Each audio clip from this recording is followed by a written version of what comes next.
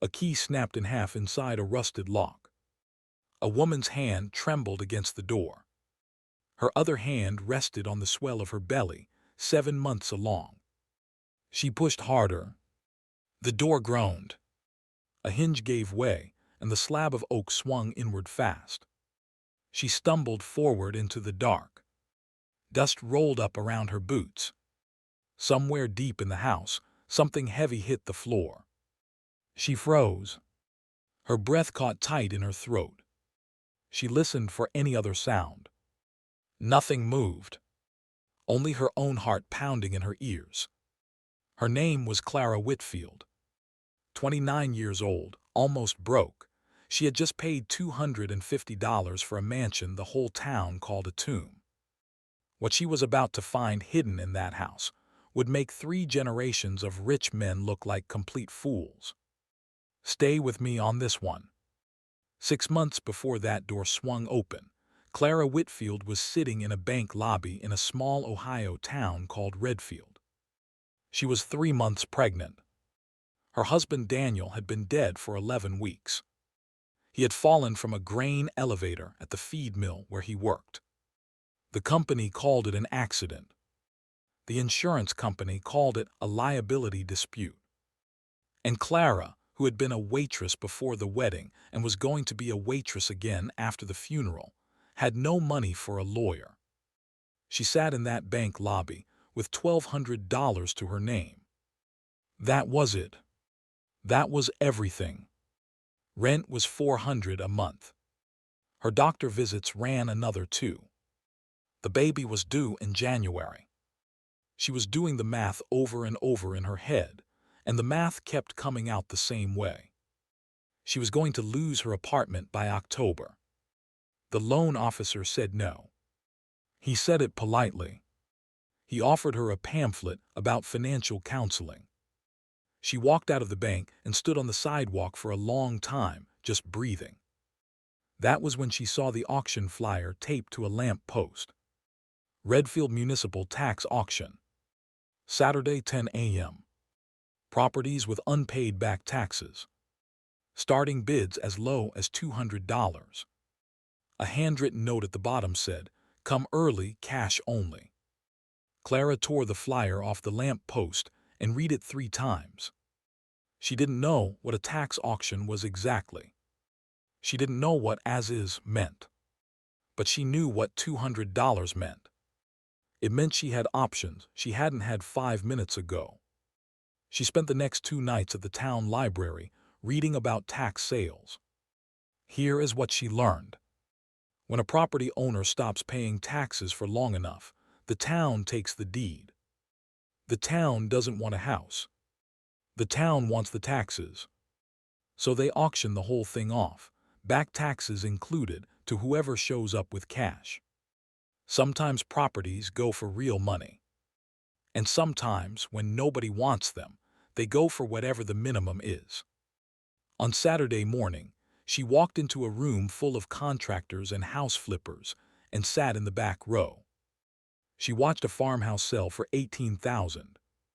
She watched a downtown storefront sell for $41,000. She watched a duplex go for $9,000. And then the auctioneer cleared his throat and said, "Lot 17, the Ashcroft property on Willow Hollow Road, $250 back taxes. As is, no inspection, do I hear $250?" Nobody raised a hand. The auctioneer looked around the room. He chuckled. He said, "Come on folks, $250 any takers." A man in the front row said, loud enough for everyone to hear, "I wouldn't take that place for free. My uncle went in there in '79, said the roof moved while he was standing under it." Somebody else said, "Place is cursed anyway." Clara raised her hand. Every head in the room turned. The auctioneer actually paused. He said, "Ma'am, you sure?" She said yes. She paid in cash. She signed the deed with her husband's pen, the one he had used to sign their wedding certificate, and she walked out of that auction with a property nobody else wanted. Here's the thing. Nobody in Redfield called the Ashcroft house a house. They called it the Ashcroft Place. The tomb. The widow's folly. It had been sitting empty for almost 80 years. 3 stories, 18 rooms, half the windows broken, porch sagging like a tired back. Eleanor Ashcroft had been the last person to live there, a widow herself, and she had died in that house in 1947, alone. After that, nobody would touch it. The town tried to sell it in the 50s. No takers. Tried again in the 70s. No takers. The Ashcroft cousins down in Columbus wouldn't pay the taxes and wouldn't sell it either. So it just sat there, year after year, falling in on itself. Clara drove out to Willow Hollow Road that same afternoon with Daniel's old flashlight on the seat beside her. She wanted to see what she had bought. The road was gravel for the last half-mile. Clara's truck coughed up the hill. The mansion came into view around a curve, and she understood right away why nobody had wanted it. It was huge. That was the first thing. 3 stories of gray stone and dark wood, windows boarded, porch collapsed on one side. Ivy had swallowed the whole east wall. The front yard was hip-high grass. A dead oak leaned against the chimney like it was trying to push the house over. She parked and got out. The air smelled like rot and old smoke. She walked up the broken front steps with her hand on her belly and her husband's flashlight in the other. That was the door that had just swung open in front of her. That was the moment she was standing in now. She stepped inside. The front hall was bigger than her whole apartment. A curved staircase climbed into the dark. A chandelier hung crooked from the ceiling, half its crystals gone. The floor was covered in a thick gray carpet of dust and plaster. Her boots left clear prints. Clara clicked on the flashlight. The beam cut through the dust. She moved slowly. She called out a hello, even though she knew nobody was there. Her voice came back to her from somewhere deep in the house. She went room by room. A parlor with furniture covered in dirty sheets. A dining room with a long table still set for a meal, 8 chairs, the plates all shattered on the wood. A kitchen with a cast iron stove that had rusted shut. A library with floor-to-ceiling shelves, most of the books swollen and mildewed. A music room with a grand piano, the lid caved in where something had fallen on it. Every room told her the same thing. People had walked out of this house and never come back. She climbed the stairs carefully. Every third step groaned. The upstairs was worse. A bedroom with wallpaper peeling down in ribbons. A nursery with a cradle still in the corner, cobwebs thick between the bars. A master bedroom where a 4-poster bed stood in the middle of the floor, the mattress long gone, just the frame. She stood in that master bedroom for a long time. She tried to picture Eleanor Ashcroft here, a widow in 1947, dying alone in this house. Clara went back downstairs. She was tired. The baby was pressing on her lower back. She sat down on the bottom step of the staircase and just breathed for a minute. That was when she noticed the draft. It was coming from under the staircase. A steady, cold pull of air against her ankle. She frowned. She got up. She pushed aside a stack of moldy newspapers. Behind them was a small door. 3 feet high. No handle. Just a keyhole. She tried to pull on the edges. The door didn't move. She went back out to her truck and came back with Daniel's crowbar. She worked the flat end into the crack at the edge of the little door. She pulled. The wood groaned. Old nails squealed. She pulled harder. The door popped open. Behind it was a set of narrow wooden steps going down. Clara stood there with the flashlight and her other hand on her belly. Every sensible thought in her head told her to leave. She was 7 months pregnant. She was alone in an abandoned house. The stairs could rot through under her weight. Nobody knew she was here. She went down anyway. The basement wasn't really a basement. It was a small stone room, maybe 10 feet by 12. Dirt floor, stone walls, and against the far wall, an iron safe. The size of a refrigerator. Green paint flaking off. A big brass dial in the center. Clara walked up to it slowly. She put her hand on the metal. It was cold. She tried the handle. It didn't move. She looked around the room. On the dirt floor, half buried in grit, she saw something white. She knelt down with difficulty and brushed it off. It was an envelope. Sealed. The ink on the front had faded, but she could still read the writing. For whoever finally comes looking. Clara's hand trembled. She slid her thumb under the flap. The paper was so dry it nearly crumbled. Inside was a single sheet, folded twice. The handwriting was a woman's, careful and slanted. She read the letter standing in that cold stone room. My name is Alina Ashcroft. If you are reading this, I am dead, and you have come farther into this house than anyone in a long time. Good. I hope you are someone who needs what is behind that safe door. The combination is the birth date of my son James, who lived 4 hours. 3 numbers, 3 numbers, 3 numbers. You will find them scratched on the stone above the safe. I have hidden everything here because my husband's family will take it all if they know. They have taken enough already. If you have found this, use it. And please, God, use it well. Clara looked up at the stone wall above the safe.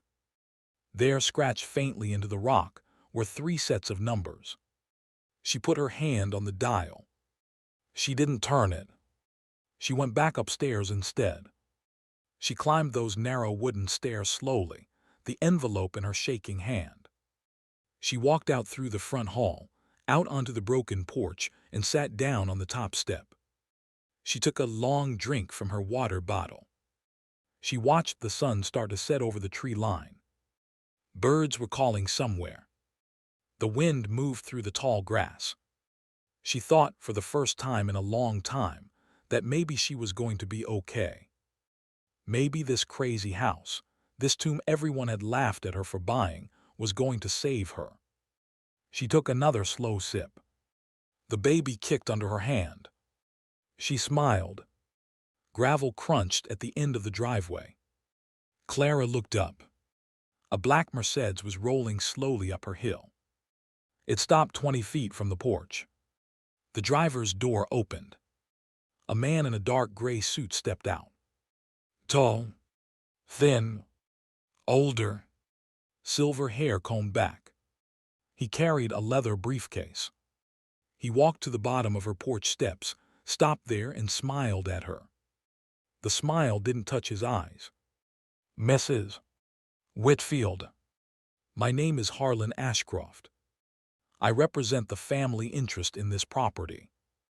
May I have a moment of your time? Clara said nothing. Her hand moved from her belly to the envelope folded in her jacket pocket. Harlan Ashcroft kept smiling. He said the family had been, quote, monitoring the tax situation, unquote, and regretted that things had proceeded to auction before they could intervene. He said he was authorized to buy the property from her on the spot. He opened the briefcase on the porch railing. Inside were banded stacks of $100 bills. $25,000. Cash. Today. You walk away. No paperwork headaches. No back repairs. You are a pregnant young woman. I imagine that money could do a lot of good right now. Clara looked at the money. She looked at his face.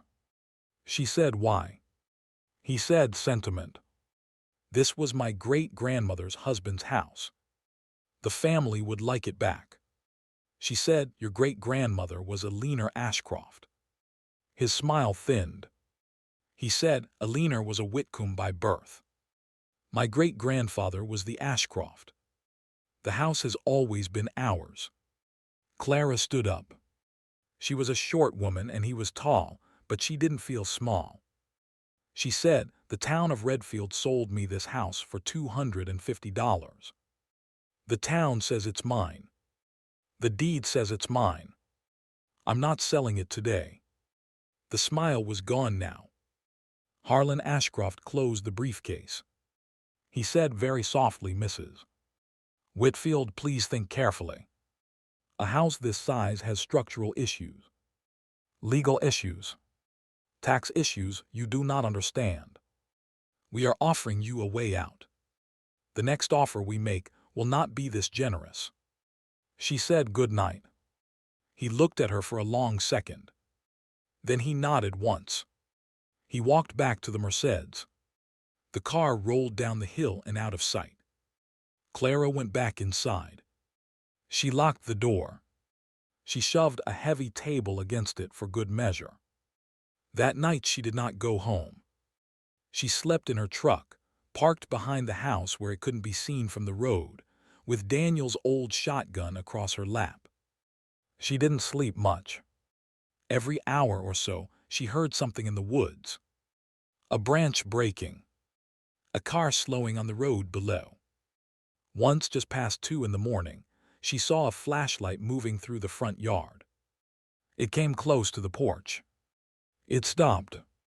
Then it turned and went back down the hill. In the morning, she drove straight into town. She didn't go to the bank. She didn't go to the police. She went to the county courthouse. She spent 4 hours there. She pulled every document the clerks would let her pull. Deeds, tax records, court filings, probate. She was a waitress. She didn't know legal language, but she knew how to read. And by lunchtime she had pieced together something her high school history teacher used to call a pattern. Eleanor Whitcomb had married Charles Ashcroft in 1919. He had made his money in steel, then in oil leases in Oklahoma. He had died in 1928 under circumstances the county coroner had called, quote, accidental, unquote, though the file had a handwritten note in the margin in a different pen that just said, question mark. Charles had left everything to Eleanor in his will. The Ashcroft brothers, Charles's 2 surviving siblings, had contested that will in court for 9 years. Eleanor had won barely. But during those 9 years, she had liquidated almost nothing. The estate records showed huge holdings on paper, oil leases, railroad bonds, a substantial art collection, jewelry purchased in New York in the early 20s. None of it had ever been inventoried after her death. The final probate in 1948 had shown, according to the Ashcroft family's own accounting, personal effects of no significant value. The brothers had gotten the paper holdings, but the physical wealth, the oil lease documents, the bonds, the jewelry, the paintings, all of that had simply disappeared. Now Clara understood. Eleanor had known they were coming for her the day Charles died. She had hidden everything, and she had died with the secret, and the house had sat for 79 years, and every Ashcroft cousin who had inherited a claim had thought the wealth was gone. Until a pregnant widow with $250 cash walked into the room. Clara drove home shaking. If you are still with me on this one, hit that subscribe button right now. What happens next is the part nobody expects. I don't want you to miss it. She got back to the house at 4 in the afternoon. The front door was standing open. Somebody had been inside. Clara stood on the porch with the shotgun against her shoulder. She listened. Nothing moved inside. She stepped through the door. The front hall looked mostly the same, but the stack of moldy newspapers under the staircase had been pushed aside. The little 3-foot door hung open. Somebody had found the stairs down. She went down those stairs with her flashlight in one hand and the shotgun in the other. The stone room was empty. The iron safe was still there. The brass dial was still locked. They hadn't gotten in. But the envelope she had left on the floor was gone, and there were fresh boot prints in the dirt. Clara stood there for a long minute. Then she laughed. She actually laughed out loud. Because the envelope didn't matter. The numbers weren't in the envelope. The numbers were on the stone wall, and whoever had been here had missed them completely. The handwriting was faint. You had to know to look. She set the shotgun down. She took out her phone. She wrote the 3 numbers down in her notes app, just in case. Then she put her fingers on the brass dial. 3 numbers, 3 numbers, 3 numbers. James Ashcroft's date of birth. February 12, 1927. 2/12/1927. The dial clicked into place. She pulled the handle. The iron door swung open. Clara's flashlight moved across what was inside. For a long moment she didn't breathe. The safe was packed. 3 shelves, floor to ceiling. On the top shelf, stacks of paper tied with red ribbon. Stock certificates. Railroad bonds. Deeds. Oil leases with the original seals still on them. On the middle shelf, a row of small velvet boxes. She opened one. A pearl necklace. She opened another. A diamond brooch the size of her palm. Another. Emeralds. Another. A ring with a stone so big she thought it had to be fake, until the flashlight hit it, and the stone threw rainbows against the stone wall. On the bottom shelf were 3 leather cases. She pulled the first one out. It was heavy. She opened it right there on the dirt floor. Gold. Coins. Stacked neatly. Each one wrapped in paper with a small handwritten label. 1913 Double Eagle. 1914. 1916. She did not count them. She couldn't. Her hands were shaking too hard. The other 2 cases were the same. Coins and small gold bars, each one labeled in a leaner's careful slanted hand. Clara sat down on the dirt floor and cried for about 10 minutes. She didn't know why she was crying. For Alina. For Daniel. For the baby. For herself. For all of it at once. Then she got up and did the one smart thing the day needed. She closed the safe. She spun the dial. She climbed back up the stairs. She pushed the newspapers back over the little door. She walked out of the house, locked it up, and drove into town. She did not go to a bank. She did not go to a coin dealer. She went to the one law office in Redfield that didn't share a wall with the Ashcroft family's holdings. A woman named Marlene Hoyt, 60 years old, gray braid down her back, known for taking cases nobody else would touch. Clara put the handwritten letter from Alina on Marlene's desk. She explained everything. The auction, the basement, the safe, the Mercedes, Harlan Ashcroft's $25,000 offer. Marlene read the letter twice. She set it down. She said, "Mrs.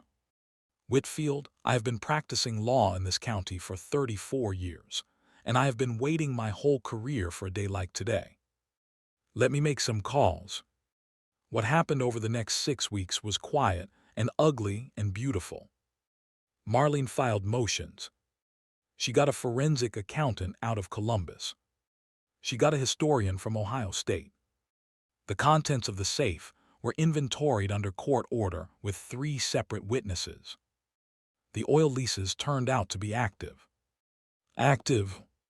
2 wells in Oklahoma had been pumping for 90 years, paying royalties into an escrow account that had never been claimed because nobody held the original paperwork.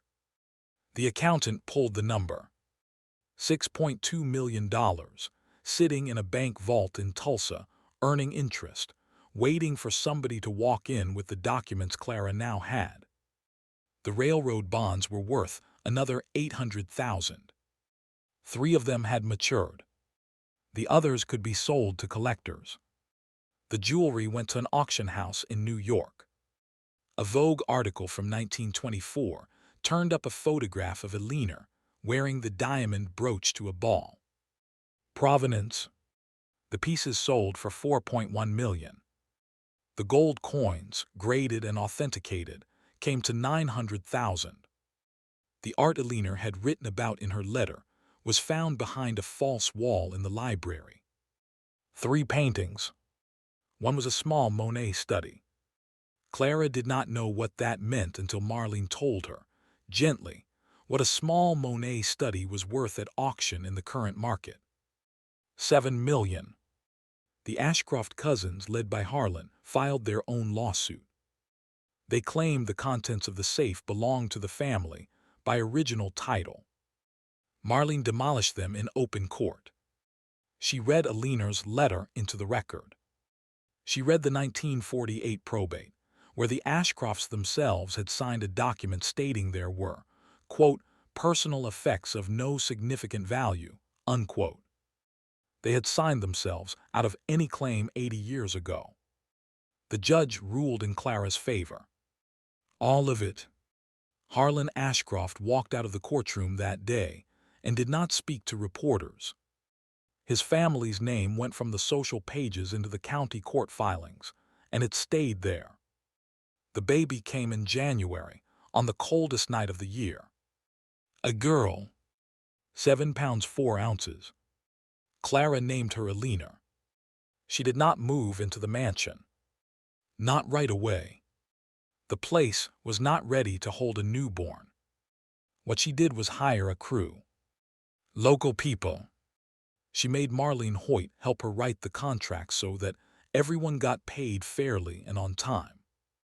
The crew was led by a carpenter named Del Morrison, who had grown up in Redfield and remembered his grandmother pointing at the Ashcroft house when he was a boy and saying the word tomb. Del took one look at the roof and told Clara it would cost more than most people in this town made in 10 years to fix properly. Clara told him to fix it properly. They worked for 8 months. They replaced the roof. They tore out the rotten beams and put in new ones. They pulled down the ivy. They rebuilt the porch. They rewired the whole house. The local historical society got involved and paid for the restoration of the stained glass in the library, on the condition that the house would open for tour twice a year. Clara said yes. When the work was done, Clara walked through the house one more time alone. She stood in the master bedroom where Eleanor had died. She stood in the nursery. She went down the stairs. She stood in front of the little 3-foot door under the staircase, which was now restored, sanded, stained, and fitted with a new brass handle. She opened it. The wooden steps going down were new. The stone room at the bottom was bare. The safe had been moved to a bank vault in Cleveland. She stood in that empty stone room for a long time. Then she climbed back up and closed the little door. She moved in with baby Eleanor on a warm day in September. She brought exactly 3 things from her old apartment. A photograph of Daniel on their wedding day, his pen, and the old flashlight. She put the flashlight on the mantel in the front hall. Not as decoration. As a reminder. People in Redfield talked about Clara Whitfield for years afterward. Some of the talk was kind. Some of it wasn't. Some people decided she had gotten lucky. Some people decided she had gotten what she deserved because she had been the only one brave enough to walk through the door. The truth was somewhere in between. What Clara did with the money is the part most people don't tell. She paid off every medical bill she had. She set up a trust for her daughter's education. And then she did the rest of it quietly. She paid off the mortgage of the woman at the diner where she used to work. She paid the back taxes on 7 other properties in Redfield, so their owners wouldn't end up at the same tax auction she had been at. She set up a scholarship at the community college for women going back to school after losing a husband. It was called the Alina Ashcroft Scholarship. She never put her own name on anything. She sold the 2 oil wells back to a responsible operator and used a portion of the proceeds to establish a fund for widows with children, run out of Marlene Hoyt's law office. Over the next 10 years, that fund helped 311 families. Clara never gave an interview about it. When the local paper asked her for a photograph, she said no. Harlan Ashcroft died of a heart attack in the fall of the year little Alina turned 4. Clara read about it in the county paper. She did not go to the funeral. She did send flowers anonymously, with a small card that said, "From a neighbor with peace." Marlene Hoyt asked her once, over coffee, why she had sent flowers to a man who had tried to take everything from her. Clara thought about it for a long time. She said, because Alina would have wanted somebody to be the bigger person. And for 80 years, there was nobody to do it. Marlene nodded. She said, "You're Alina or hers?" Clara said both. The mansion on Willow Hollow Road is still there. The grass is cut. The porch is level. In the summer, tourists come up the hill to see the house on the days the Historical Society runs tour. The docents point out the stained glass, the grand piano, the 4-poster bed in the master bedroom. They point out the little 3-foot door under the staircase. They tell the story of Alina Ashcroft, who hid her fortune for 79 years. They don't always tell the story of the pregnant woman with $250 cash who finally walked down those stairs and opened the safe. She prefers it that way. Sometimes Clara stands on her porch in the evening, with her hand on her daughter's shoulder, and watches the sun go down over the tree line. The tall grass is gone. The oak that used to lean against the chimney is gone too, cut down and replaced with a new one, small yet but growing. The front door behind her opens easily now. No rust. No stuck hinges. No snapped keys. Alina II will tug on her sleeve sometimes and ask her mother what she's thinking about. Clara always tells her the same thing. She says, "I'm thinking about how sometimes the thing everybody walks away from is the thing that was waiting for you." Then she takes her daughter's hand, and they go back inside together.